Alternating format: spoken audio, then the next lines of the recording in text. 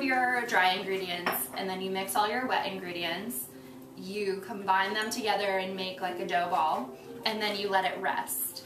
And it'll rise and double in size in 1 to 2 hours. And then you pound it down to degas it a little bit. And then you shape it into baguettes or rolls or a loaf or however you want to shape it. And then you let it rise one more time and then you bake it. That's the general process.